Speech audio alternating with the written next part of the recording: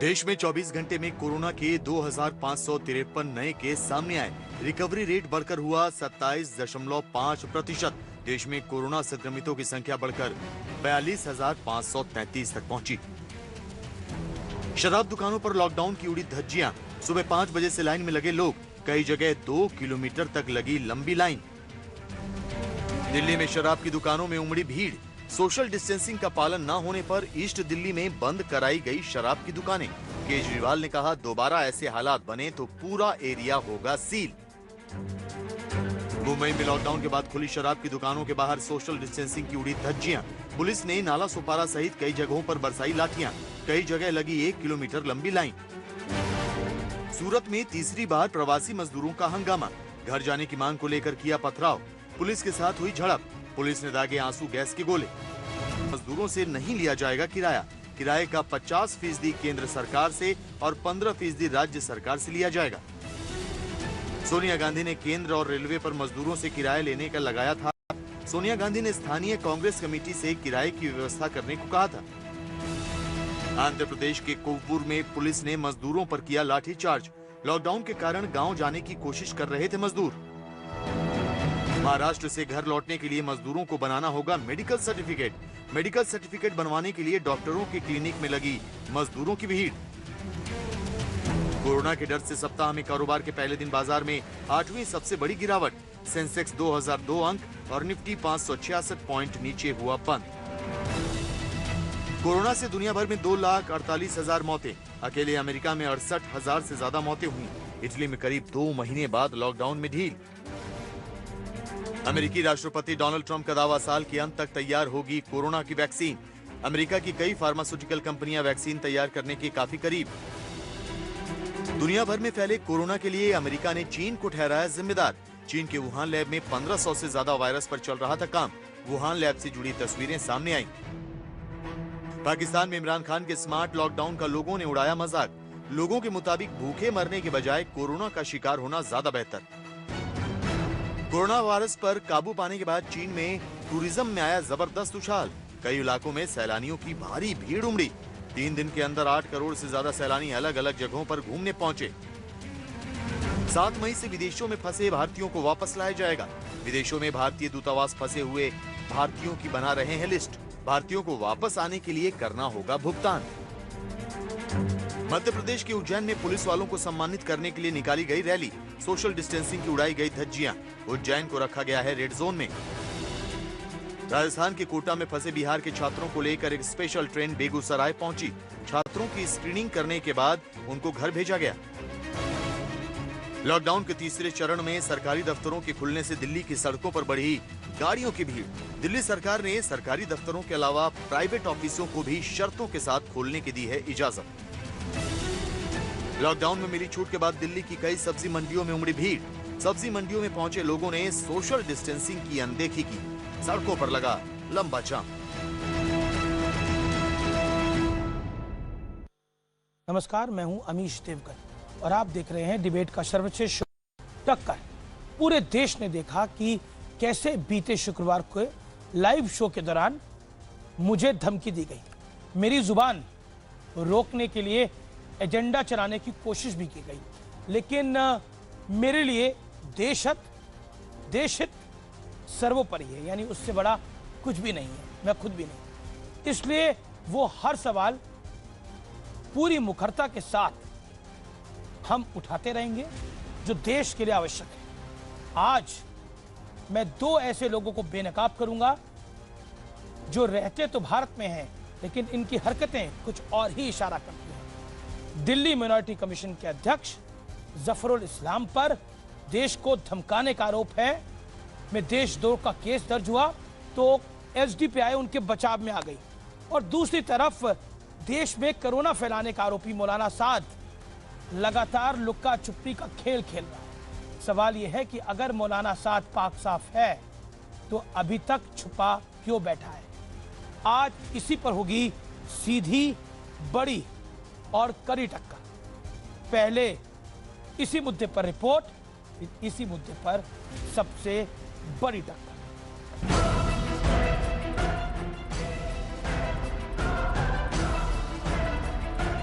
आज इन दो चेहरों में देश की सबसे बड़ी बहस छिपी है, क्योंकि एक तरफ वो मौलाना साद है जो लगातार क्राइम ब्रांच की आंखों में धूल झोंक रहा है। सूत्रों के मुताबिक मौलाना साद ने अब तक अपनी रिपोर्ट पुलिस को नहीं सौंपी है। साद ने दावा किया था कि उसकी रिपोर्ट नेगेटिव आई है, लेकिन अगर साद सच्चा है तो रिपोर्ट क्यों नहीं सौंप रहा? या फिर हकीकत कुछ और है? क्या साद अपनी कोरोना रिपोर्ट को लेकर झूठ बोल रहा है? दूसरी ओर जफर उल इस्लाम हैं, जिन पर हिंदुस्तान के लोगों को अरब देशों की धमकी देने के मामले में एफआईआर दर्ज हो गई है। इन पर धारा 124A के तहत देशद्रोह और धारा 153A के तहत नफरत फैलाने का केस दर्ज हो गया है। इस तरह से आम आदमी पार्टी के नेता और दिल्ली अल्पसंख्यक आयोग के दिल्ली के चेयरमैन जफरुल इस्लाम खान ने जिस तरह की बातें बोली हैं, इसकी मैं घोर निंदा करता हूं। इस तरह की बातें नहीं बोलनी चाहिए। किसी भी कंट्री को भारत के अंदरूनी मामले में दखल देने का अधिकार नहीं है, चाहे वो अरब कंट्री ही क्यों ना हो। लेकिन जफर उल इस्लाम अपने बयान पर कायम है और एसडीपीआई ने इनका समर्थन करते हुए इन पर से देशद्रोह का मुकदमा वापस लेने का एजेंडा शुरू कर दिया। एक तरफ ये दो चेहरे हैं तो दूसरी तरफ ये उद्दंड लोग भी हैं जो हमारे कोरोना वॉरियर्स के साथ खुलकर बदसलूकी पर उतर चुके हैं। तो आज इन तमाम मुद्दों पर होगी देश की सबसे बड़ी बहस। जहां का खाएंगे वही नफरत फैलाएंगे। और अब विश्लेषण सुनिए, घर में घात करने वालों का विश्लेषण। देश से प्रेम करने वालों की सही पहचान विपत्ति के समय होती है, यानी जब मुश्किल वक्त होता है तभी प्यार करने वालों की पहचान होती है। इस वक्त जो देश के साथ है वो सरकार का सहयोग करेगा। मौलाना साद ने देश के लिए चुनौती बढ़ाने वाला काम क्या है? जफरुल इस्लाम में तो एक रत्ती आगे बढ़कर अरब देशों से भारत की शिकायत कर दी, यानी धोखा दे दिया। अब पहले देश के खिलाफ शिकायत की, फिर इसे जायज ठहराकर जख्म पर नमक छिड़का है। जिस थाली में खाया उसमें छेद करने वालों को सबक बेहद बेहद जरूरी है। मैं इन दोनों को एक ही कैटेगरी में रखता हूं। एक मौलाना साद कोरोना फैलाने में कारगर साबित हुआ और दूसरा व्यक्ति जो है वो भारत की शिकायत लगा रहा है, भारत का खाके। मेरे साथ बात करने के लिए कई मेहमान हैं। मेरे साथ इस चर्चा में सुधांशु त्रिवेदी जुड़ रहे हैं। Doctor Sudhanshu Trivedi member of parliament है, भारतीय जनता पार्टी के राष्ट्रीय प्रवक्ता हैं। मेरे साथ सुबूही खान हैं, इस्लामिक स्कॉलर हैं, सुप्रीम कोर्ट के एडवोकेट हैं। डॉक्टर अजय आलोक हैं, उनका अभिनंदन है। शोएब जमई हैं, इस समय फोन में मशरूफ हैं, जाने माने इस्लामिक स्कॉलर हैं और साथ ही साथ जमात के बड़े समर्थक भी हैं। मैं सीधा रुख करता हूं शोएब जमई, आपका आवाज मिल रही है? शोएब आपको? शोएब, लगता है शोएब तक आवाज नहीं जा पा रही। उनसे हम दोबारा कनेक्ट करने की कोशिश करेंगे। लेकिन डॉक्टर सुधांशु त्रिवेदी, मैं आपका रुख करता हूं। देखिए, इसी शो के दौरान शुक्रवार को मुझे धमकी मिलती है। अगले दिन सुबह सुबह मेरे पास कई सारे मिडिल ईस्ट कंट्री से फोन आ जाते हैं कि आखिरकार आप अपने सवाल उठाना बंद करिए। आज इसीलिए मैंने सवाल उठाया है उन पर जो इस देश को खराब कर रहे हैं। देखिए अमीश जी, पहली बात तो मैं ये कहना चाहूंगा कि आपके जैसे देश के प्रतिष्ठित पत्रकार को धमकी मिलती है, उस पे जो पुलिस प्रशासन कार्रवाई करेगा, देश की एजेंसीज कार्रवाई करेंगी, वो तो अपनी जगह है। मगर देश के बौद्धिक एस्टेब्लिशमेंट और इंटेलेक्चुअल एस्टेब्लिशमेंट और पॉलिटिकल एस्टेब्लिशमेंट के जो सो कॉल्ड सेकुलरिज्म के सूरमा थे, जो अभिव्यक्ति की स्वतंत्रता की बड़ी बड़ी बातें करते थे, आज उनकी चुप्पी क्या है? उनकी चुप्पी तो मुझे बहुत, जिसे कहते नहीं कि एक ऑक्सीमोरॉन होता है कि चुप्पी बहरा कर देने वाली लगती। और दुर्भाग्य की बात क्या है कि जैसा कि आपके केस में मिडिल ईस्ट से धमकी आ रही है और यहां पर ये क्या कह रहे हैं, मिडिल ईस्ट में जाके शिकायत करेंगे। ना सिर्फ इतना नहीं कह रहे, पहले शिकायत करी, फिर लगा माफी मांगी। उन्होंने बोला मैंने माफी नहीं मांगी है, मैं अपनी बात पे अडिग हूं। तो यानी पहले तो जख्म करा, फिर जख्म पे नमक भी डाल रहे हैं। नहीं, मैं एक और भी बात कहना चाहता हूं। एंड हाउ डेयर दे, और ये पाकिस्तान से या हिंदू सिख बौद्ध तो नहीं आ सकते, लेकिन ये जनाब अरब देशों में शिकायत कर सकते हैं भारत की। नहीं, मैं बात बताना चाहता हूं। पहली बात तो भाई, ये धमकियों का सिलसिला मिडिल ईस्ट से तो बहुत पुराना है। हॉलीवुड को धमकियां आती थी, मुंबई के तमाम बिजनेसमैन को आती थी, गुलशन कुमार जैसे लोगों का की तो हत्या भी हो गई। अब दुर्भाग्य की बात यह है कि भारत में कोई व्यक्ति आपराधिक प्रवृत्ति का होता वहीं जाके शरण भी पा जाता है। चलिए वो भी हमने मान लिया भाई। पहली बात तो मिडिल ईस्ट से आपका लिंक क्या है? मैं एक बात कोट करना चाहता हूं अमीश, आपके दर्शक चाहे तो जाकर देख सकते हैं यूट्यूब पे। पाकिस्तान के एक बहुत प्रख्यात विचारक हैं हसन निसार, उनका 2008 का एक वीडियो यूट्यूब पे पड़ा है जिसपे उन्होंने कहा कि एक पाकिस्तान के मौलवी साहब चले गए और अरब में एक कॉन्फ्रेंस में जाके बोलने लगे कि हमारा रूल स्पेन तक था। तो जब अरब के मौलवी साहब का बोलने की बात आई तो उन्होंने पाकिस्तान वाले मौलवी से कहा, अरे साहब जो स्पेन तक था वो तो हमारा रूल था, that was an Arab rule, आपका क्या लेना देना उस रूल से? आप तो 60 साल पहले इंडिया के हिस्से थे। अब बताइए, वो आपको दो कौड़ी का मानते, आपको मानते नहीं, और आप खानका में उनकी सदारत में पता नहीं क्या क्या सुन नहीं। अगर आपको नहीं, मैं कहता हूं आप शिकायत उससे करते हैं जिस पर आपका कोई अधिकार होता है। भारत की सरकार से शिकायत करें, भारत के सुप्रीम कोर्ट पे शिकायत करें, दिल्ली की सरकार से शिकायत करें, जिससे शिकायत करनी है करें, मीडिया से शिकायत करें। आप अरब देशों की बात कर रहे हैं, आपका क्या अधिकार है? अगर इतना अधिकार है तो जफरुल इस्लाम निकलने वहां पर, कौन मना करता है? ये निकलने वहां पर रहे, ये अरब देशों में।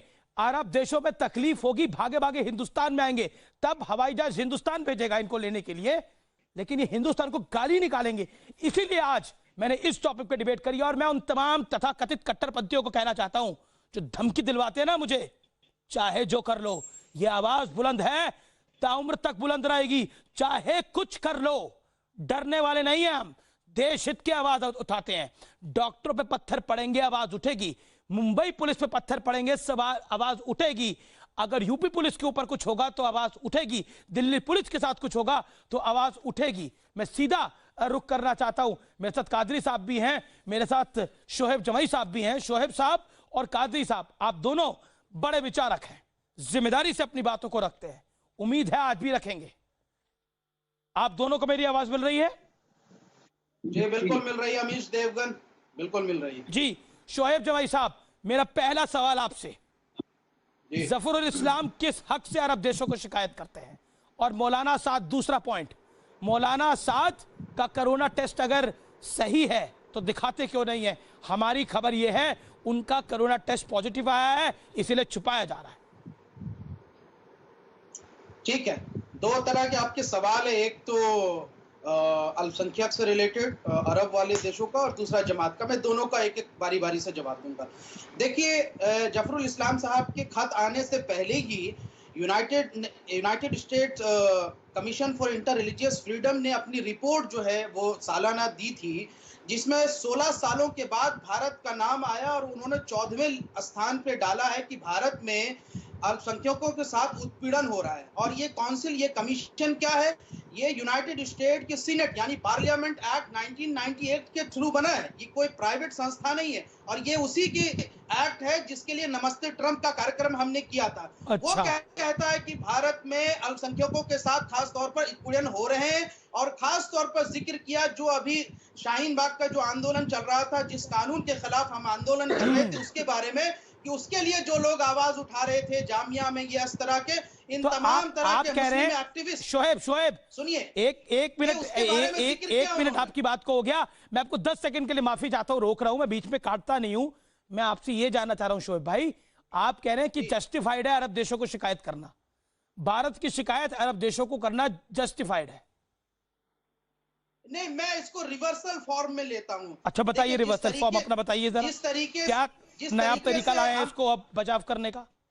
मैं बता रहा हूं, जिस तरीके से हम भारतीय होने के बावजूद पाकिस्तान और बांग्लादेश में रह रहे अल्पसंख्यकों की फिक्र करते हैं, इंसानियत के बुनियाद पर और मजहब के बुनियाद पर करते हैं, किसी नेशन के बुनियाद पर नहीं करते, क्योंकि वो हमारे हमवतन नहीं है। ठीक उसी तरह अरब मुल्क के लोग अगर हिंदुस्तान के मुसलमानों की फिक्र कर रहे हैं इंसानियत के बुनियाद पर और मजहब के बुनियाद पर, तो इसमें कोई आपने पॉइंट बोला, world has become a global village right now. World has become a global village, वासुदेव कुटुंबकम, बड़ी शानदार आपने बात बोली। बिल्कुल, अब पाकिस्तान में जो हिंदू रह रहे हैं, सिख रह रहे हैं, बौद्ध रह रहे हैं, वो शिकायत करते हैं, अब वो भारत पे शिकायत करते हैं, तो हम क्यों नहीं कर सकते?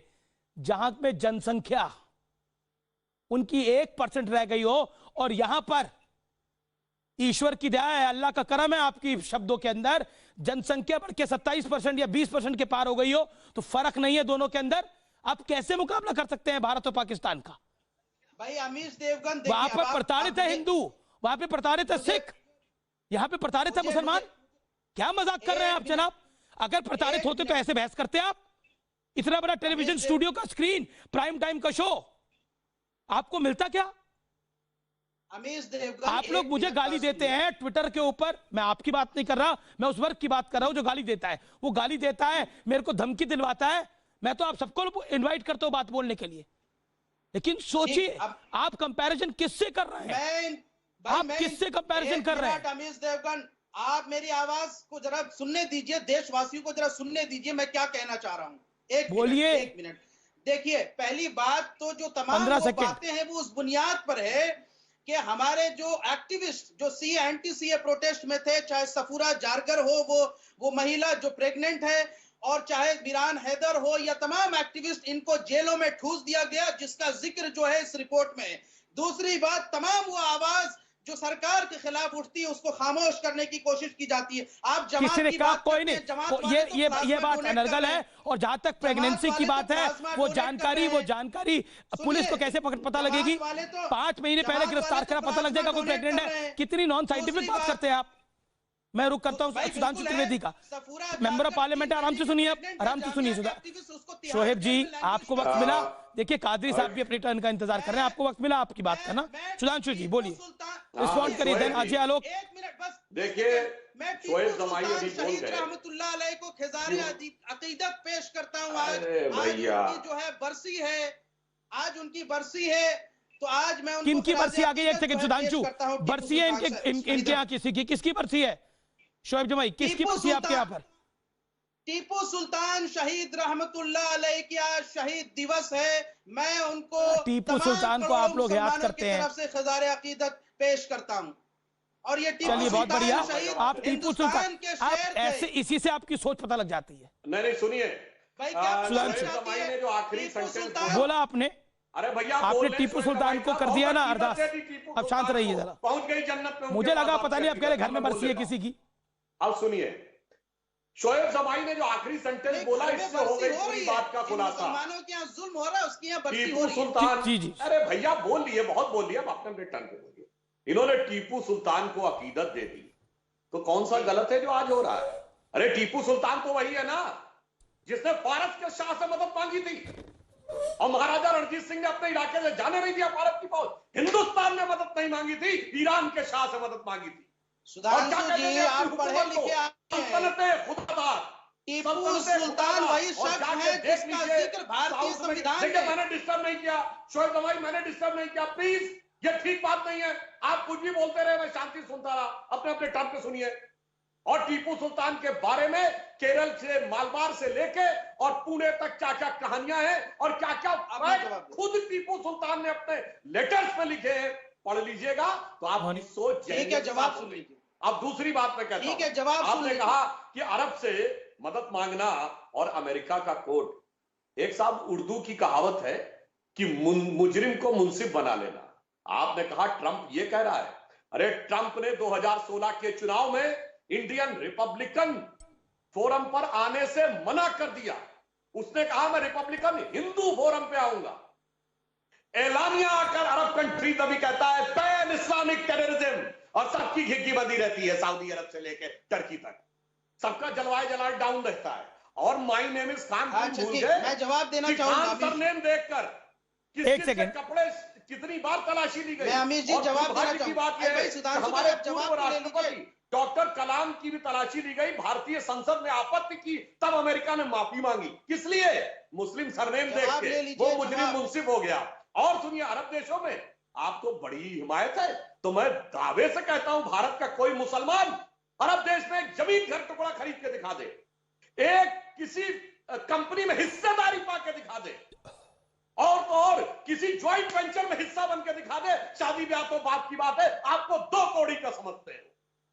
वरना मैं चुनौती के साथ कहता हूं, जमीन का हिस्सा लेके दिखा दीजिए, प्रॉपर्टी में हिस्सा लेके दिखा दीजिए, कंपनी का मालिकाना हक लेके दिखा दीजिए, सिर्फ अरब का व्यक्ति ही होगा। अब जवाब दीजिए। आप टीपू सुल्तान सुन लीजिए। अब आप अमीर जी मुझे जवाब देने दीजिए। नहीं, ये अरब देशों वाला जवाब दीजिए ना, क्या शोएब जमाई अरब देशों में किसी कंपनी में हिस्सा खरीद सकते हैं? क्योंकि आप बानगी कर रहे हैं उस बात की कि अरब देशों को शिकायत करना जायज है। क्या शोएब जमाई अरब देशों में प्रॉपर्टी खरीद सकते हैं, हिस्सा खरीद सकते हैं? बताइए। और भारत में आप अपनी बात नहीं रख पा रहे क्या, और आप प्रताड़ित हैं? 30 सेकंड गिन के 30 सेकंड। बाकी 3 पैनलिस्ट ने अभी तक बोला नहीं है। में भारतीय अरब में काम करते हैं, और जिस तरीके से यहाँ पे इस्लामोफोबिया फैला, कई भारतीयों की नौकरी जो है खतरे में पड़ गई। दूसरी बात, टीपू सुल्तान शहीद रहमतुल्लाह अलैह का जिक्र भारतीय संविधान पेज नंबर 144 चैप्टर नंबर 16 में है। रानी लक्ष्मीबाई के सामने जब पहला कॉन्स्टिट्यूशन ड्राफ्ट किया गया और पहली किताब में, और पिछले 25 अक्टूबर 2019 को भारत के राष्ट्रपति कोविंद जी ने जो है टीपू सुल्तान शहीद रहमतुल्लाह अलैह की तारीफ की और कहा कि वो हिंदुस्तान के ऐसे हीरो हैं जिन्होंने हिंदुस्तान को टेक्नोलॉजी और वॉरफेयर दिया, और उनके बारे में कहा कि वो श्रीरंगपट्टनम में टीपू शोएब जमाई, मैं बड़ा लक्ष्मीबाई को कहा गया भाई, टीपू सुल्तान को लक्ष्मीबाई से 50-60 साल पहले खत्म हो गए थे। श्रीरंगपट्टनम में टीपू सुल्तान शहीद रहमतुल्लाह अलैह ने, मैंने जो सवाल पूछा उसका जवाब दीजिए। टीपू सुल्तान ने भारत के शाह से मदद मांगी थी कि नहीं? बोलिए हाँ या ना। संविधान टीपू सुल्तान ने मंदिर तोड़े थे कि नहीं? बोलिए हाँ या ना। बस इन दो का जवाब। टीपू सुल्तान ने मंदिर बचाए थे। टीपू सुल्तान ने मंदिर तोड़े बचाया था। और ये कह के आप सरासर उन लोगों का मजाक उड़ाते हैं। दक्षिण भारत में एक ऐसा शहर है जहां दिवाली बात करते हैं। टीपू सुल्तान का जिक्र संविधान में है या नहीं? टीपू सुल्तान की तस्वीर संविधान की पहली कॉपी में है या नहीं? बताइए। अरे संविधान में तो जिक्र भगवान राम का है, कृष्ण का भी है, हनुमान का मानते हैं। क्या लड़ाई लड़ाई राम जन्मभूमि के खिलाफ संविधान की बात करने वाले? जी चुप हो जाना चाहिए था उस समय। देखिए बाकी पैनलिस्ट के बाद भी मुझे जाना पड़ेगा। एक सेकेंड। आप मेरे साथ अजय आलोक भी हैं, मेरे साथ जेडीयू के, और मेरे साथ मौलाना कादरी साहब भी हैं। कादरी साहब, मैं सीधा आपका रुख करता हूं और मैं बहुत साफगोई से सवाल पूछता हूं। अरब देशों को शिकायत करना क्या जायज है? अरब देश में आप जमीन नहीं खरीद सकते, अरब देश में आप किसी कंपनी में हिस्सेदारी नहीं खरीद सकते। सुधांशु त्रिवेदी ने भी इसका जिक्र किया। पॉइंट नंबर 2 जो कि बड़ा महत्वपूर्ण है, आप भारत का कंपैरिजन अरब देशों से कैसे कर सकते हैं? ये पाकिस्तान से कैसे कर सकते हैं? वो सब इस्लामिक देश है, भारत एक सेकुलर देश है जिसमें कादरी साहब को भी उतना ही हक है जितना डॉक्टर सुधांशु त्रिवेदी को है। एक सेकेंड शोएब जमाई, कादरी साहब की टर्न है और फिर अजय आलोक। सबसे पहले तो हम भारतीय हैं और भारतीय होने पर हमें फख्र है, साथ ही साथ भारतीय मुसलमान होने पर भी हमें फख्र है। अब रही बात कि अरब ममालिक को हमें शिकायत करना, मैंने समझता कि हमें किसी के सामने जाकर हमारी शिकायत करना या झूठी फैलाने की हमें जरूरत नहीं है। हमारा अपना संविधान है, हमारा संविधान हमें पूरा हक देता है। अच्छा, और रही बात, हमारा संविधान जब तक के हमें किसी से भीख मांगने की जरूरत नहीं है, हमें किसी के ने भी जाकर शिकायत करने की जरूरत नहीं है। अगर अरब ममालिक से कोई बात मुसलमानों पर यहाँ जो कोई भी जुल्म और ज्यादती होती है, अगर उसके खिलाफ उठता है तो उसको मजहब का रंग ना देते हुए ह्यूमैनिटी बेसिस पर, ह्यूमन ग्राउंड पर अगर आप उसको देखेंगे तो बेहतर होगा। और दूसरी जो अहम बात है, टीपू सुल्तान रहमतुल्लाह अलैह के मुताल्लिक जो बात की गई, तो मैं ये कहना चाहूंगा कि टीपू सुल्तान ने हिंदुस्तान में अंग्रेजों से जंग लड़ते हुए अपनी जान दी, शहादत ली। गोवालकर और सावरकर के वैसा अंग्रेजों के पास जाकर माफीनामा नहीं दिया। इसलिए टीपू सुल्तान का मकाम यहाँ पर बहुत ऊंचा और बहुत बड़ा है। सावरकर ने कभी, सावरकर की माफी को ऐसे मत देखिए, सावरकर वीर थे, सावरकर का मुकाबला ही नहीं हो सकता। वीर सावरकर एक ऐसा व्यक्ति था जिसको माफीनामा देना जिसको काली कोठरी में डाला गया। सावरकर ने जितना अन्याय सहा देश में किसी ने नहीं सहा होगा। हम कैसे वीर सावरकर की बात कर सकते हैं? माफी भी तो दी थी ना उन्हें, वो ना माफीनामा भी तो लिख कर दिए थे ना, वो भी तो देखिए।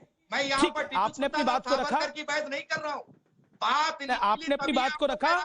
आपने वहां तक ठीक बोला कि भारत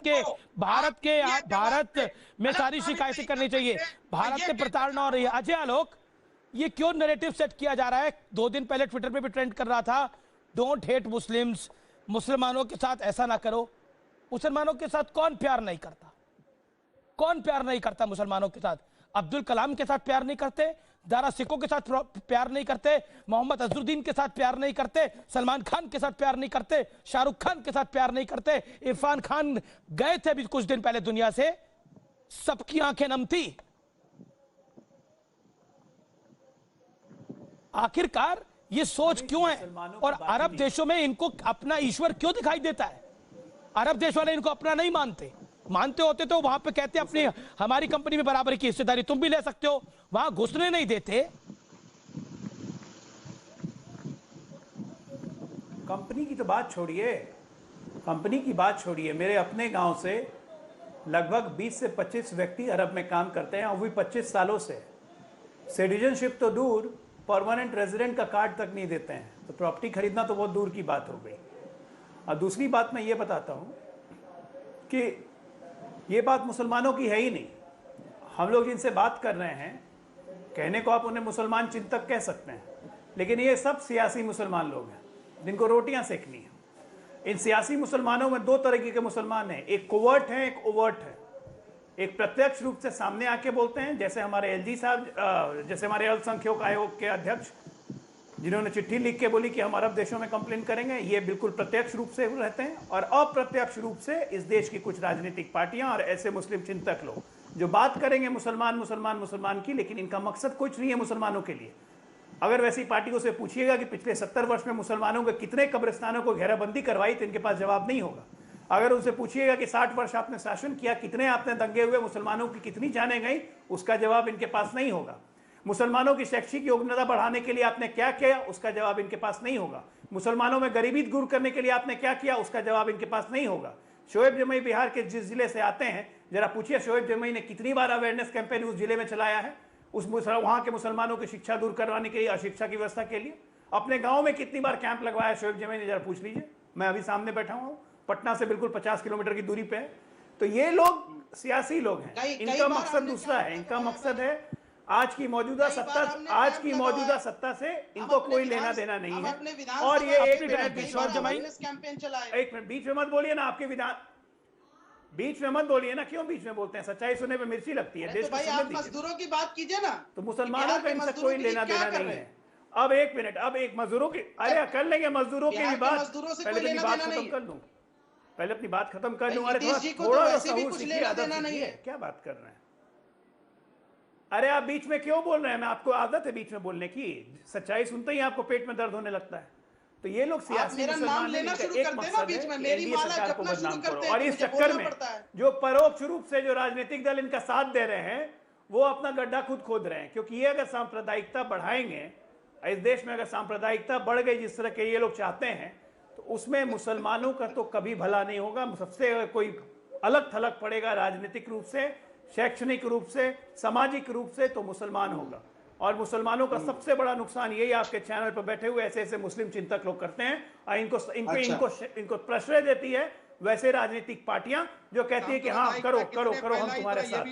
अरे भाई आप बिहार के मजदूरों की बात नहीं करते, बिहार के मजदूरों की असहिष्णुता की बात ये करने वाले अमीश देवगन की बात नहीं सुन सकते हैं, एक अन्य पत्रकार की बात नहीं सुन सकते हैं, किसी पे हमला कर देते हैं, किसी को टेलीफोन पे धमकी देने लगते हैं, और ये बात करते हैं असहिष्णुता की। सच्चाई सुन के इनकी मिर्ची लग गई। ये लोग मुसलमानों के कोई हितकर नहीं है, मुसलमानों का सबसे ज्यादा नुकसान इन्होंने नहीं किया। अरे भाई आप जदयू के प्रवक्ता नहीं है ना, सबसे ज्यादा नुकसान इन्होंने किया। बता दीजिए इनको लालू यादव सबसे अच्छे लगते हैं, जिन्होंने भागलपुर दंगे के मुख्य आरोपी कामेश्वर यादव को गोद में बैठा लिया। इनको लालू यादव बहुत अच्छे लगते हैं क्योंकि उसने कब्रिस्तानों की घेराबंदी कभी नहीं करवाई, वहां पे अपने भैंसे बांध दी, कब्रिस्तान वक्फ बोर्ड की जमीन पर कब्जा किया। वैसे लालू यादव, मुलायम सिंह यादव इनको बहुत अच्छे लगते हैं। ये मुसलमान उनको अच्छे नहीं, ये ऐसे ऐसे मुसलमान के ये लोग सो कॉल्ड चिंतक मजदूर। चिंतक साहब आराम से, चिंतक साहब आप स्काइप पे हैं, ऑडियो भी ठीक नहीं आ रहा, वीडियो भी ठीक नहीं आ रहा, आप इतना गुस्सा हो जाते हैं, उत्तेजित हो जाते हैं। चिंतक साहब मैं आपके पास वापस आऊंगा। तस्लीम रहमानी मेरे साथ जुड़ रहे हैं इस समय, नेता एसडीपीआई के। आपने अलग डिमांड रखती है, आपको तो डांट लगानी चाहिए थी, खंडन करना चाहिए था जफरुल इस्लाम का। आप कह रहे हैं इसमें देशद्रोह का केस क्यों दर्ज किया गया? नहीं, इन पर देशद्रोह का केस दर्ज नहीं करेंगे तो क्या सेना इनको हेलीकॉप्टर से, अपाचे हेलीकॉप्टर से क्या फूल बरसाएगी इन पर? बताइए आप। जी, मेरा ख्याल है कि आप सही कह रहे हैं कि इनके ऊपर फूल बरसाने चाहिए। जितने अच्छा। सवालात अभी अजय आलोक जी ने उठाए हैं मुसलमानों की तालीम से मुतालिक, मुसलमानों की इकनॉमी से मुतालिक, मुसलमानों के पॉलिटिकल मार्जिनलाइजेशन से मुतालिक, इन सब के जवाब ज़फ़रुल इस्लाम खां तन्हा दे सकते हैं डॉक्यूमेंट्स के साथ में, और मैं भी दे सकता हूं डॉक्यूमेंट्स के साथ में। अजय आलोक जी मेरे साथ बैठ जाए, सच्चर कमेटी ठीक है, की आप लोग रिपोर्ट मैं नहीं पढ़ूंगा, इन्होंने तो यकीन रहमानी साहब आप दे लीजिएगा, लेकिन अब आप मुझे ये बताइए एसडीपीआई क्यों डिमांड कर रही है मुझे इनका याद भी है। केस और विड्रॉ होना अजय चाहिए। आलोक जी मेरे साथ बैठ जाए, मैं इनको बिहार का भी बता दूंगा, बंगाल का भी बता दूंगा, अभी तो दिल्ली नहीं का भी बैठ बता सकते, दूंगा, कोरोना का यूपी वक्त भी चल बता रहा है। दूंगा। एक एक चीज बता देंगे इनको। अगर बिहार का इनको तो सुनना पिछले चाहते हैं, 15 वर्षों में खबर से हमने मैं क्या अजय किया आलोक जी को मुसलमानों के बता साथ, ये मैं आपको बता दूंगा। पिछले 15 वर्षों में मुसलमानों को हमने कहां से कहां पहुंचाया, ये मैं भी बता दूंगा। कब्रिस्तानों के साथ हमने क्या किया, ये मैं भी बता दूंगा। मदरसों का आधुनिकीकरण कैसे किया, ये मैं भी बता दूंगा। अल्पसंख्यक मंत्रालयों का बजट लालू यादव के समय 3 करोड़ था, आज 3500 करोड़ है, ये मैं भी बता दूंगा। शैक्षणिक व्यवस्था मुसलमानों की कितनी सुधरी है, मैं भी बता दूंगा। बोल पड़े सारे के सारे अजय ये भी बता दूंगा। अब आपको जवाब जिन मिला तो मदरसों आपको के बर्दाश्त शिक्षकों नहीं को हुआ। मात्र आप 1700 रुपए मिलते थे, आज जब उन्हें मैं आपके 35,000 रुपए बोला मिलते था, हैं, ये आप मैं भी इल्जाम बता पर दूंगा। इल्जाम लगा रहे थे, काम मैं आपके करने बीच से में होता बोला है, था। सिर्फ हिंदू मुसलमान करने से नहीं होता है। आपके सवाल का जवाब मिल गया तो आपको बर्दाश्त नहीं हो रहा। आप समझ रहे थे बाकी कोई भी जवाब नहीं दे पाएगा, आपको जवाब मिल गया तो आप बताइए ना, आपने क्या किया मुसलमानों के लिए? नहीं, जामिया आपको नहीं मिलिया आना इस्लामिया में आप रहते हैं बीच ना, में बोल पड़े। आपकी जामिया आदत मिलिया में आप रहते मैं हैं जानता ना, हूं रहमानी आपकी साहब, आदत बीच चुनाव में लड़े बोलने थे की ना, नहीं है, उन्हीं लेकिन मुसलमानों आज ने आप कितना बीच में वोट दिया? बोल पड़े। सुना कि इसलिए 1100 बोल या पड़े कि 1200 वोट आए थे आपका आपको। जवाब मिल गया, आपको अपने मुसलमानों आपको में जवाब मिल गया। अपनी इसलिए विश्वसनीयता आप को एक सेकंड, तस्लीम रहमानी को आने दीजिए। तस्लीम रहमानी, तस्लीम रहमानी इस समय अजय तस्लीम रहमानी इस समय तस्लीम रहमानी आपको अपने लोगों का विश्वास नहीं है। तस्लीम रहमानी इस समय वक्त कोरोना से लड़ने का है या जफरुल इस्लाम का शिकायत लगाने का? जफरुल इस्लाम मदद कर देते लोगों की, ये शिकायत लगा रहे हैं कि मुसलमानों के साथ भेदभाव हो रहा है। आपको सोचना चाहिए, आपको यहाँ बैठकर डिबेट करनी चाहिए कोरोना के लिए कि अब कितना लड़ पाए हैं, कितना आगे लड़ेंगे, कितना कामयाब हैं, कितना नाकाम हैं। ये डिबेट आपको करनी चाहिए बजाय इसके कि आप जफरुल इस्लाम साहब पे ये डिबेट मोड़ दें। ये आपको सोचना चाहिए।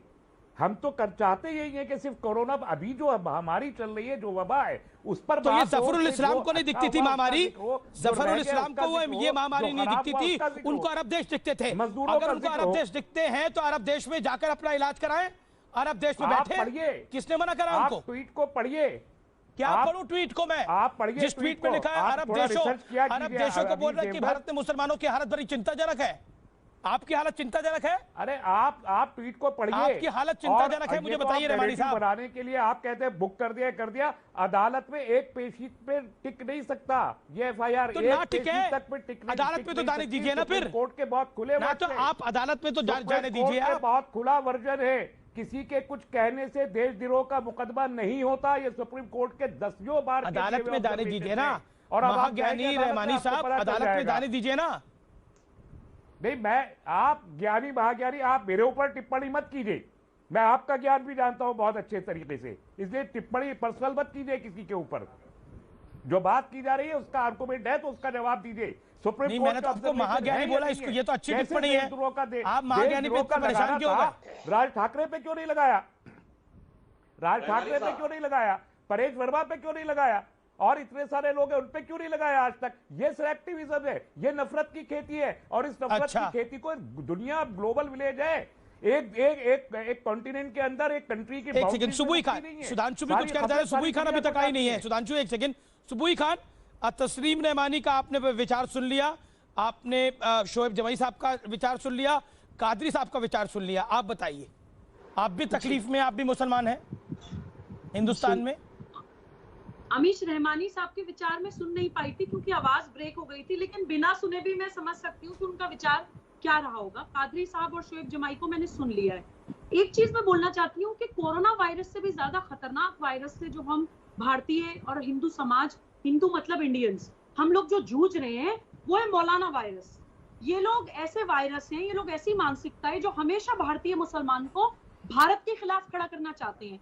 ये बात हमें इनके हीरो से भी पता चल जाती है, चाहे इनके हीरो औरंगजेब हो, टीपू सुल्तान हो, बाबर हो, या फिर जफरुल इस्लाम के फेवरेट हीरो अब्दाली को चिट्ठी लिख के भारत पे आक्रमण करने के लिए बुलाने वाले शाह वलीउल्लाह खान देलवी हो, या फिर पाकिस्तान बनवाने वाले national poet of Pakistan Mohammad Iqbal हो, या फिर भारत के फ्यूजिटिव भगौड़े जाकिर नायक हो, इन लोगों के चॉइस ऑफ हीरोज से ही पता चलता है कि इनकी मानसिकता क्या है। ये इत्तेफाक नहीं है कि इनके हीरो जी जी जी, और ये पढ़े लिखे मुसलमानों को ये समझना चाहिए कि एक्चुअली में मुसलमानों से भी नहीं कोई लेना देना नहीं है। अगर मुसलमानों के लिए नहीं बोलना है तो मुसलमानों मैं इसको मुसलमान और हिंदू में बांटना नहीं चाहता।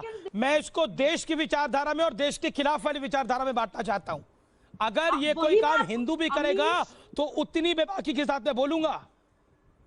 अमीश, आप प्लीज मुझे अगर कोई हिंदू भी पत्थर बरसाएगा पुलिस वालों पर तो अमीश देवगन का हाथ रुकेगा नहीं उस पर सवाल उठाने से। वो जुर्रत नहीं है।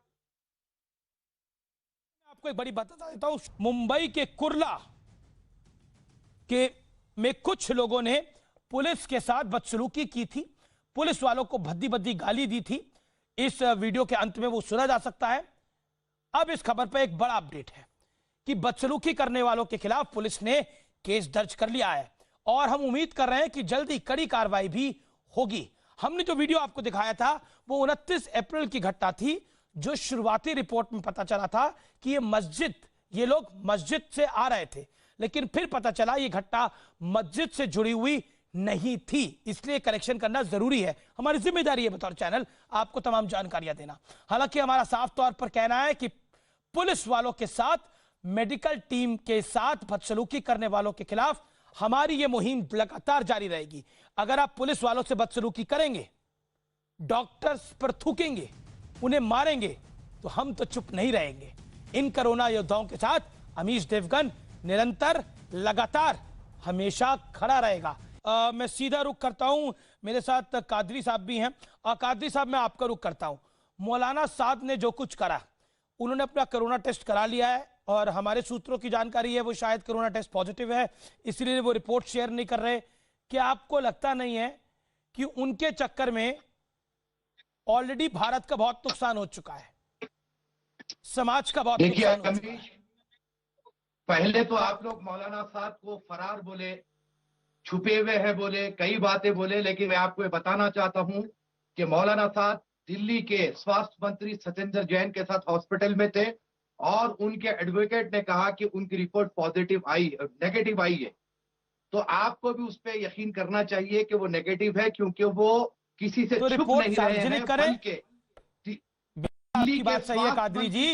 हम मौलाना साहब, मैं इनवाइट करता हूं मौलाना साहब को कि हमारे फोनों पर आए, हमारे साथ लाइव आए, बताएं उनकी रिपोर्ट नेगेटिव है। याद रखिए आप। लेकिन हमारी जानकारी रिपोर्ट पॉजिटिव है, इसीलिए छुपाया जा रहा है। ना वो रिपोर्ट नेगेटिव है, उनके एडवोकेट ने कहा है, वो गलत है, बिल्कुल गलत जानकारी है आपकी। अगर वो पॉजिटिव होते तो फिर दिल्ली के स्वास्थ्य मंत्री उनके साथ कैसे खड़े रहे? तो दिल्ली पुलिस को सौंपे ना रिपोर्ट। फोटोज वायरल हुए। नहीं, दिल्ली के स्वास्थ्य मंत्री सत्येंद्र जैन होंगे उनके साथ, मेरी जानकारी में नहीं है, लेकिन मैं पूछ रहा हूं वो दिल्ली पुलिस को रिपोर्ट सौंपे, फिर कौन मना करता है? हम यहाँ टीपू सुल्तान की बात कर रहे हैं, अरब देशों की बात कर रहे हैं। मौलाना साहब की रिपोर्ट नहीं आएगी, अरब देशों को चिट्ठी चली जाएगी। दिल्ली पुलिस से छुप रहे थे, वो तो खुलेआम फिर रहे हैं और वो हॉस्पिटल पहुंच रहे हैं। जमाती लोग अपना प्लाज्मा डोनेट कर रहे हैं। ये भी तो देखिएगा आप लोग। थोड़ा सा जमातियों ने तो चलाएंगे कि मौलाना साहब छुपते फिर रहे हैं। नहीं, मौलाना कादरी, आप क्या कह रहे हैं? जमातियों ने जो करा वो सही करा। प्लाज्मा डोनेट कर रहे हैं। एक सेकेंड, फर्जी खबर है वो प्लाज्मा डोनेट करने की, किसी ने प्लाज्मा डोनेट नहीं करा अभी तक। क्या बात करते हैं? दिल्ली सरकार ने उनको सर्टिफिकेट दिया है भाई। दिल्ली वो मुसलमानों को दिया है, जमातियों को नहीं दिया। फिर वही गलत बात। एक सेकेंड, मौलाना कादरी को बोलने दीजिए पहले। 435 लोगों ने प्लाज्मा डोनेट किया है, उसके बाद 251 लोग और फॉर्म भर चुके हैं। दिल्ली सरकार ने उनको पुरस्कृत किया, उनको सर्टिफिकेट दिया। तमाम जगह से लोग प्लाज्मा डोनेट कर रहे हैं। क्या बात करते हैं? तबलीगी जमात के लोग जो काम कर रहे हैं, वो इस वक्त कोरोना से लड़ाई में सबसे बड़ा काम कर रहे हैं। वो कोरोना की लड़ाई में सबसे बड़ा योगदान दे रहे हैं। कम्युनिटी करती है उसको आप लोग लाने नहीं चाहते, मीडिया पे बताने नहीं चाहते आप लोग। बिल्कुल हर चीज को साइलेंट करने में लगे रहते हैं। आप कैसी गैर जिम्मेदाराना बात कर रहे हैं कि जमातियों ने सहयोग नहीं किया? जमातियों ने पूरा सहयोग किया है। हाँ, जमातियों ने सारा सहयोग किया। एक सेकेंड, एक सेकंड, जमातियों ने सारा सहयोग किया कोरोना बढ़ाने के लिए। एक सेकंड, सुधांशु त्रिवेदी, ठीक है, member of parliament Sudhanshu Trivedi. Qadri साहब आपने अपनी बात को रख लिया। एक बात बड़ी सिंपल सी है कि अगर जमातियों ने सहयोग करा, सुधांशु त्रिवेदी नहीं, मैं एक बात कह रहा हूं, अगर कादरी साहब ये कह रहे हैं कि उन्होंने दिल्ली के स्वास्थ्य मंत्री के साथ बात की है और अपना विषय रखा है, तो दो में से एक बात हो जाए, या तो मौलाना साहब की तरफ से स्टेटमेंट आ जाए, दिल्ली सरकार की तरफ से स्टेटमेंट आ जाए, तब वो बात ऑफिशियल हो जाएगी, तब वो आधिकारिक हो जाएगी। हम स्वीकार कर लेंगे, हमें कोई आपत्ति की बात नहीं है, दिल्ली सरकार इस बात के लिए ऑफिशियली स्टेटमेंट दे देगी। दूसरी बात मैं ये कहना चाहता हूं, जो जमात की तरफ से हुआ है, एक बड़ा अजीब सा प्रयोग हो रहा है कि जमात से कोई गलती हो जाए तो पूरे मुस्लिम समाज पे थोप दो, और अगर कुछ देशभक्त मुस्लिम युवक आकर प्लाज्मा दे दे तो वो सारा जमात के ऊपर दे दो। तो ये थोड़ा जो जमात और मुस्लिमों को एक करने की हर चीज में कोशिश हो रही है। बिल्कुल सही आपने कहा, जमात और मुसलमान एक नहीं है। इस देश का मुसलमान देशभक्त है, हम बिलीव करते हैं उस बात में। मुसलमान का हिस्सा जमात है, तो मैं सिर्फ एक बात मुसलमान का हिस्सा है, देशों तबलीगी जमात जो मामला है वो भारतीय मुसलमान जो है उनका। अरे भाई आपने अपने टर्न पे बोलिए जनाब, मैं किसी के में नहीं बोलता, आप लोग फिर डिस्टर्ब करने लगते हैं। दर्शकों को भी अच्छा लगता, सब लोग इस स्काइप पे बोल रहे हैं, बोलते हैं तो ना आवाज ढंग से आती है ना इंटरफेरेंस भी हो जाता है। अब मैं ये कह रहा हूं, जो अरब देशों से मांगने वाली बात है मदद, ये हिंदू मुसलमान का इशू नहीं है, जहनियत का इशू। मैं एक बात कहना चाहता हूं, हमारे यहाँ के स्टार शाहरुख खान और सलमान खान के अरब देशों में लोग दीवाने हैं। मैं इनसे पूछता हूँ, अरब देशों का एक स्टार बता दीजिए जिसका नाम भारतीय नहीं ये बता सकते। हमारे यहाँ एक से एक आलिम शायर हुए, बताइए ये गालिब, ज़ौक़ और मीर की धरती, वहां बताइए कोई शायर हुआ तो बता दीजिए। हमारे यहाँ अल्लामा इकबाल और काजी नजरुल इस्लाम जो अविभाजित भारत में चले गए, वैसा कोई फनकार हुआ हो तो बता दीजिए। हमारे यहाँ उस्ताद बिस्मिल्लाह खां, उस्ताद अमजद अली खां, उस्ताद जाकिर हुसैन, ऐसा कोई हुआ हो तो बता दीजिए। हमारे यहाँ डॉक्टर कलाम हुए, पूरे आलमे इस्लाम में इतना बड़ा साइंटिस्ट नहीं हुआ, दानिशमंद साइंटिस्ट नहीं हुआ, और वहां तो 100 सालों से पैसा बरस रहा है अरब देशों में, साइंटिस्ट का बित्ता भी हुआ हो तो बता दीजिए। डॉक्टर इंजीनियर भी कोई हुआ हो तो ढंग का बता दीजिए। बस क्या हुआ, अमन अल जवाहिरी, अबू बकर al Baghdadi, Usama bin Laden. ये मामला हिंदू मुसलमान का नहीं है, एक शिकस्त खुरदार मस्तुदा जहनियत का है, गुलामी की वो जहनियत जो दिलों में बैठ गई है कि वो मुझे अपना ना माने, मुझे अपनी कंपनी में भी हिस्सा ना दे, फिर भी मैं उनके पीछे हूँ। तो एक लाइन आप लोग ये कहना चाहूंगा, एक लाइन में कहना, पूरी बात तस्लीम रहमानी जवाब देना चाहते हैं। एक सेकंड रुकिए, शोएब जो भाई आपसे वरिष्ठ है तस्लीम रहमानी, वो जवाब देना चाहते हैं। एक सेकंड। लोगों पे एक लाइन लागू होती है कि अपने वतन पर सदियों तक है रही हुकूमत गैरों की, लेकिन कुछ चेहरों पर अब तक धूल है उनके पैरों। ये इस जहनियत की बात है, हिंदू मुसलमान की बात नहीं। तस्लीम रहमानी, ये हिंदू मुसलमान की बात नहीं है, ये जहनियत की बात है। नहीं, यकीनी तौर पर यह सही बात है कि जहनियत की बात है।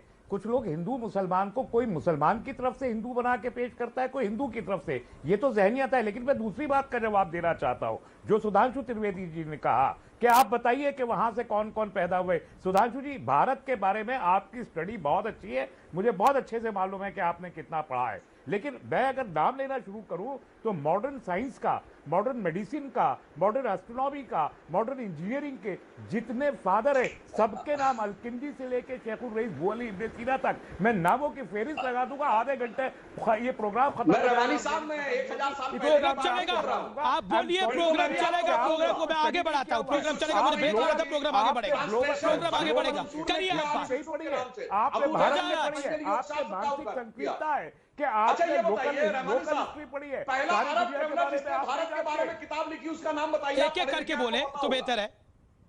रहमानी साहब, पहला अरब विद्वान जिसने भारत के बारे में किताब लिखी और भारत आया उसका नाम बताइए। मैं पहले अरब, अब आप विद्वान की बात बताइए ना, मैं तो आपको बता रहा हूँ कि मॉडर्न टेक्नोलॉजी के फादर ही अरब है। आप 800-900 साल बातें बता रहे हैं, चाहे वो मेडिसिन हो, चाहे तो आज की बात कर रहा हूं, सारे अरब है। आपने जो एक मुख्तसर सा पढ़ रखा है उसी को लेके आप खड़े हो गए और आप इस्लाम पर नफरत आप फैला रहे। जब आप ये कहते हैं कि भारत ने इकबाल पैदा कर दिया, गालिब पैदा कर दिया, इकबाल, और आपने आज तक इकबाल को अडॉप्ट नहीं किया। आप बताइए कि आप इकबाल को आप नेशनल पोएट मानते हैं क्या? आप आज तक फैज को कबूल नहीं करते। सुनिए ना, आप तारीफ करते हैं, लेकिन जब यहाँ फैज की एक नजर पढ़ती जाती है आप लोग उठ खड़े होते हैं, तूफान बचा देते हैं फैज की एक नजर पे। वो फैज इसी हिंदुस्तान की मिट्टी का पैदा हुआ है, आपको पसंद नहीं है। अल्लामा इकबाल इसी मिट्टी के पैदा हुए, आपको पसंद नहीं है। और इसी तरीके से शेखुर रईस बुअली इब्न सीना, अलकिंदी, जितने अल राजी, तमाम मॉडर्न मेडिसिन की बुनियाद उन अरबों ने रखी है। आपको एक लफ्ज उनके बारे में नहीं मालूम। आप उससे पूछ रहे हैं कि भारत के बारे में हिस्ट्री लिखने वाले अरब की बात कर दीजिए। अरे नबी करीम सल्लल्लाहु अलैहि वसल्लम से लेके जितने बड़े लोग पैदा किए, हिस्ट्री में जो 100 आदमियों के नाम है, उनमें पहला नाम अरब से पैदा हुए नबी करीम मोहम्मद सल्लल्लाहु अलैहि वसल्लम का है। आप क्या बातें करते हैं? आप अगर बात कर रहे हैं तो फिर उस अंदाज से बात कीजिए जो पढ़े लिखों की बात होती है। यही ठीक है रहमानी साहब हुआ। अब रहमानी साहब यू मेड योर पॉइंट, आपने एक पॉइंट बोला जो मेरे बिल्कुल जहन में है। आपने बोला जितनी मॉडर्न टेक्नोलॉजी है वो सब, जितनी साइंटिफिक नॉलेज है वो सब अरब देशों में ज्यादा है, हिंदुस्तान में कम है। आपके कहने का तात्पर्य ये था। मैं इस पॉइंट पर आऊंगा आपको 2 पॉइंट गिनाकर, लेकिन डॉक्टर त्रिवेदी को पहले एक सेकंड मालूम है अमीर ये मौजू पे सुधांशु त्रिवेदी तो बात कर सकते हैं मुझसे, आप नहीं कर पाएंगे प्लीज। ना मैं तो आपसे सब बातें कर लूंगा, लेकिन सुधांशु त्रिवेदी को मैं मौका दे रहा हूं अपनी बात को करने का। एक सेकंड डॉक्टर त्रिवेदी बोलिए आप। रहमानी साहब, मैं बिल्कुल अल्लामा इकबाल को नेशनल पोएट मानता हूं और उनकी नज्म को मैं पूरी तरीके से अपने साथ मानता हूं कि हैराम के वजूद पे हिंदुस्तान को नाज अहले नजर समझती है इनको इमाम हिंद, मगर अफसोस शायद आप नहीं मानते। अब रही बात इसकी कि आपने दूसरी बात कही कि जितनी साइंस एंड टेक्नोलॉजी, मैं बिल्कुल मानता हूं मिडिल ईस्ट से बहुत साइंस एंड टेक्नोलॉजी आई खलीफाओं के जमाने में, मगर कहना नहीं चाहिए जो जो इस्लाम में कट्टरता बढ़ती चली गई, science and technology middle east से खत्म होती चली गई। इसीलिए मैं कह रहा हूं जहनियत की बात है। और मैं कहना चाहता हूं, अगर आपने कहा कि मेडिकल साइंस की बात, तो सुश्रुत संहिता का सबसे पहले अरबी में अनुवाद करने वाले खलीफ अल मंसूर, जिन्होंने अल सुश्रुत के नाम से किया 10th सेंचुरी में। पतंजलि योग का अनुवाद करने वाले अबू रेहान, जिन्होंने पूरा उसका ट्रांसलेशन किया। और आपको एक और बात खुद बता दूं, शायद आपको पता हो या ना पता हो, मैं नहीं कह सकता, कोलंबस और वास्को डी गामा ने जिन नक्शों को आधार बनाकर भारत का रास्ता खोजने की बात कही थी, वो नक्शा बनाने वाले अल इदरीसी, वो भी अरब के थे। मगर फिर मैं कह रहा हूं, जो जो कट्टरता बढ़ती चली गई सब खत्म हो गया। और एक पहला अरब ट्रेवलर जो भारत आया था, अल बरूनी, जिसने अपनी किताब लिखी तहकीक-ए-हिंद, उसमें हिंदुस्तान का क्या वर्णन किया है आप पढ़ लीजिए, समझ में आ जाएगा अरब और इंडिया में क्या अंतर था। और आखिर में कहूंगा, जब मोहम्मद साहब के नवासे हजरत अली को कत्ल किया जा रहा था करबला के मैदान में, तो उन्होंने क्या कहा कि अगर मेरे साथ इस धोखे का मुझे पहले पता होता तो मैं हिंद से मदद ले आता। यानी भारत से भी करेक्ट कर लीजिए। हाँ, इमाम हुसैन की बात कर रहा हूं, उनके मोहम्मद साहब के नवासे, तो साहब उन्होंने कहा था मैं हिंद से मदद ले आता। यानी भारत ज्ञान, मदद, समर्थन सब देने को तैयार था, इसमें कोई दो राय नहीं है। आज से नहीं, हजारों साल पहले से। मगर फिर मैं कह रहा हूं, जहनियत कट्टर होती चली गई। अब पिछले 300 साल का कोई बता दीजिए, बताइए। मैंने वो पिछले 100 साल का कहा ना, जब तक पेट्रोल डॉलर बरस रहे। एक बताइए, साइंटिस्ट का बित्ता, डॉक्टर का बित्ता, इंजीनियर का बित्ता, कलाकार, साहित्यकार, बताइए। जब से बता दीजिए, जब से वहां ये सब अबू बकर al Baghdadi, Osama bin Laden और ये सब पैदा होने शुरू हुए, बताइए आप जनाब, पिछले 100 साल के बताइए। तस्लीम रहमानी। नहीं, मैं आपसे इत्तफाक करता हूं, बिल्कुल इत्तफाक करता हूं। अगर इल्म की बात करेंगे तो इल्मी अंदाज से ही की जाएगी, जिद नहीं की जाती। आपने जो बातें अब कही हैं वो बिल्कुल 100% सही है, मैं उससे 100% इत्तफाक करता हूं। और इस बात से भी इत्तफाक करता हूं कि पिछले 100 साल में हम उस लेवल पे वो प्रोडक्शन नहीं कर पाए जो उसके 200 साल पहले तक कर रहे थे। उसका नतीजा है कि आज यहां बैठ के अमीश देवगन कभी भी हिंदू मुस्लिम कर सकते हैं, कोई भी खड़े होकर कुछ भी बोल सकता है, इल्जाम लगा सकते हैं कि ये थूक के खिला रहे हैं, ये नंगे हो गए। ये सब इसीलिए कि हम 100 साल में पेश नहीं कर सके। अगर किया होता तो किसी की जुर्रत नहीं थी। आज भी वो हमारी ही दी हुई इल्म को लेकर वो आगे बढ़ रहे होते। ये हमारी गलती है, ये हमारी कमी है, मुझे एतराफ है इसका। और सारी दुनिया के मुसलमानों को एतराफ होना चाहिए कि 100 साल में हम अय्याशी में लगे रहे और हम सख्तगिरी में लगे रहे, जिसकी वजह से आज ये हशर हो रहा है कि दुनिया इस्लामोफोबिया का शिकार हुई है और तकसीम कर दिया है, मार्जिनलाइज कर दिया है पूरे के पूरे इस्लाम और मुसलमानों को। और इस्लाम के खिलाफ दुनिया ने हाथ मिला लिए, इसलिए कि कमजोरी हमारे अंदर पैदा हुई है। इसमें कोई दो राय नहीं है। सुधांशु, देखिए तस्लीम रहमानी, मैं आज आपको बधाई देना चाहता हूँ, आपने कुछ पॉइंट्स को माना। और आपने एक आरोप लगाया कि आप हिंदू मुसलमान करते हैं। आपने ये भी कहा कि आप इस विषय पर बहस नहीं कर पाएंगे। मैं एग्जैक्टली यही कहना चाह रहा था कि पिछले 30 सालों के अंदर, देखिए मेरा अनुभव लगभग पत्रकारिता में 19-20 साल का है, लेकिन होश जब तक मैंने संभाला, आप लगा लीजिए 25 साल 26 साल, तो उन 25-26 साल में 30 साल भी ले लीजिए, उसके आगे का भी ले लीजिए, उन 30 सालों के अंदर कौन सी ऐसी टेक्नोलॉजी है, कौन सा ऐसा मेडिकल साइंस है जिसका अवतरण मिडिल ईस्ट से हुआ हो। इसीलिए ये सवाल खड़े हो रहे हैं। इसीलिए अगर जफरुल इस्लाम मिडिल ईस्ट को भारत की शिकायत करते हैं तो वो गलत होता है। वो गलत होता है, क्योंकि भारत के अंदर तस्लीम रेमानी, एक सेकंड, इसीलिए वो गलत होता है क्योंकि वहां तो कट्टरता है, वहां कट्टरता इतनी ज्यादा है कि आप खुद मानते हैं वो समस्या इतनी बड़ी है कि आप खुद उस बात को समझ रहे हैं। एक सेकंड शोएब भाई, तस्लीम रेमानी को आने दीजिए, एक सेकंड। 1 बजे 20 सेकंड चाहिए अमीश भाई, बस 20 सेकंड। एक सेकंड, तस्लीम रेमानी से पॉइंट है और अजय आलोक भी उसके इंतजार कर रहे हैं। मैं आपको दूंगा टाइम शोएब भाई, मेरा वादा है आपको। ठीक, रेमानी साहब जी, मैंने तो पहले कहा, आप तो 30 साल की बात कर रहे हैं। मैंने अपने सुधांशु त्रिवेदी जी की बात में कहा कि सही है कि हमने 100 साल से नहीं किया, लेकिन वो कंपैरिजन आप जफरुल इस्लाम क्यों शिकायत करेंगे अरब देशों से? हमारी शिकायत करेंगे, भारत की शिकायत करेंगे, हिंदुस्तान की शिकायत करेंगे। तस्लीम रेमानी को कोई तकलीफ है तो वो बोले, यहाँ पर इस मंच पर आवाज है उनकी। जिन्होंने कश्मीर के स्टैंड पे मुसलमानों के मौक़िफ़ को अरब में जाके वो एंडोर्स किया। इंडिया के अजय आलोक, जो हमारा स्टैंड है, भारत का स्टैंड है, उसको अजय आलोक, मौलाना साहब ने कुछ गलत नहीं करा, जफरुल इस्लाम में गलत नहीं करा, और फिर ये कहते हैं कि इस्लामोफोबिया क्यों हो जाता है? हम गलत को सही ठहराएंगे तो क्यों नहीं होगा फोबिया? देखिए अमीश, बात यहाँ पे बात सिंपल समझनी है। ये बात हिंदू मुसलमान की है ही नहीं, ये बात भारतीय होने की है। मणिशंकर अय्यर ब्राह्मण हैं, हिंदू हैं, लेकिन अगर पाकिस्तान जाके कहते हैं कि नरेंद्र मोदी को हटाने में हमारी मदद कीजिए, तो सारा हिंदुस्तान, सारे हिंदू उनको क्रिटिसाइज करते हैं, सारे मुसलमान क्रिटिसाइज करते हैं। सही कहा। इसी तरह कोई भी हिंदू हो या मुसलमान हो, अपने देश की शिकायत अगर दूसरे देश में करेगा तो उनके खिलाफ मुकदमा नहीं होता। बात नहीं है, भारतीय होने की बात है, छोटी सी बात है, मणिशंकर के खिलाफ भारतीय होने की बात है। अगर आप भारतीय हैं तो अपने देश की शिकायत दूसरे जगह नहीं कर सकते हैं। इसको बात को समझने के लिए इतना हिंदू मुसलमान का विस्तृत लेक्चर या डिबेट करने की जरूरत ही नहीं है। ये शो करता है कि आप एक गलत आदमी को डिफेंड कर रहे हैं सिर्फ धर्म के नाम पर। शोएब जमाई कुछ कहना चाहते हैं? शोएब जमाई को मेरा वादा था। शोएब जमाई 10 सेकंड, 10 से 15 सेकंड क्विकली। भाई एक बात तो मैं कहना चाहूंगा कि अगर आपको जानना है कि हमारी संस्कृति क्या है, तो आप दिरलिस एर्तुगरुल देखिए, और करदुगले उसको कहते हैं जो मुसलमान नाम निहाद तो हैं लेकिन उनके दिलों में ईमान नहीं है, और इसमें एक पैनलिस्ट आपके यहाँ मौजूद हैं। तो इसलिए आप इस बात को समझिए कि दिरलिस एर्तुगरुल देखने के बाद अमीश देवगन जी आपको समझ में आएगा कि हमारी ज़हनियत क्या है। सुबुई खान, इशारा आप पर था, ये सुबुई खान जवाब देंगी। एक सेकंड, डिबेट आगे बढ़ रही है, 10 सेकंड देता हूं मैं सुबुई खान आपको, बोलिए। जी जो अरेबिक वर्ड्स ये बोलते हैं ना, मुझसे वो प्रोनाउंस भी नहीं किए जाते हैं, क्योंकि मेरी संस्कृति हिंदू है, मेरी संस्कृति भारतीय है, और पूरे फक्र के साथ में उसको मानती हूं। शुक्रिया, अच्छी बहस हुई है, कुछ अच्छे तर्क आए हैं, लेकिन अभी कुछ देर पहले खबर आई है अमनमणि त्रिपाठी को गिरफ्तार कर लिया गया है क्योंकि उसने लॉकडाउन का उल्लंघन किया। लेकिन कुर्ला में ये पुलिस कार्रवाई नहीं कर सकती। विधायक है अमनमणि त्रिपाठी, लेकिन कुर्ला में यह कार्रवाई नहीं कर सकती, वहां पर उसको गाली पड़ेगी, वहां लोग उसकी तरफ भागेंगे। तो यह बात सच है, हिंदू मुसलमान की बात नहीं है, यह देश की बात है। अगर अमनमणि त्रिपाठी गलती करता है तो कार्रवाई उस पर भी होगी, अगर कुर्ला में गलती करता है तो कार्रवाई उस पर भी होगी, और अमीश देवगन सच के साथ रहेगा। सच पर मेरी आवाज किसी की हिम्मत नहीं है जो रोक सके, जिसकी हिम्मत है वो सामने आए।